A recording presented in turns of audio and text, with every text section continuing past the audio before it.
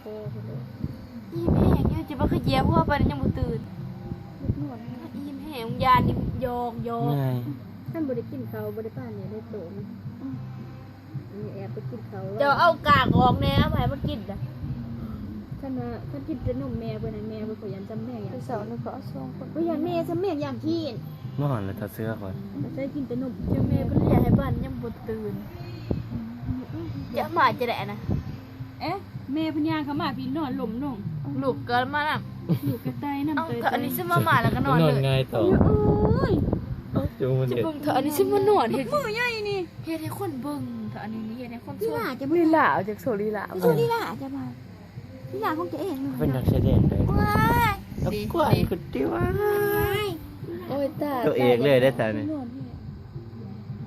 ตัวเอกเลยตัวนี้ลูกเทวดา ที่มันถูกดูหลามึง ชื่อเนี่ยก็ตะปา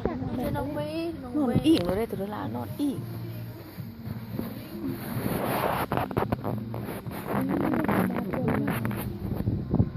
จุ๊บนะ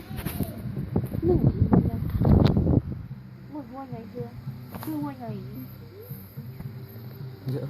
เยอะมันเห็ด งามเลยค่ะบ้าน นอนสิงอยลงแล้วฮะ ลูกก็จะ มื มา อน้อยน้อย นี่คนดูขี้ มือ ถ้าอันนี้ก็ใหญ่ถ้าอันนี้ก็ใหญ่คือกันอันน่าใหญ่คือกัน ตัดเต็มถีบอีก จะมันนอน แม่ได้แกะออกนะ คอยที่มาแกะออกมา แม่ ในยาง คือ ไป มันเหลี่ยออกกัดออกให้ลูก เคยขอบ่มาแกะออกในบริยางบริไปอยู่บ่ได้อยู่บนหันนะฮะ มันเบิด บ่ไปบ่ได้แล้ว ตาบอดสี อย่าตกเพื่อน มันโดนมันนอนน้ำตาลูกเทวดานี่นะ เอานอนน้ำข่อยก็จะนอนน้ำข่อย ลูกเทวดานี่ บ่ตื่น มือมันใหญ่ขนา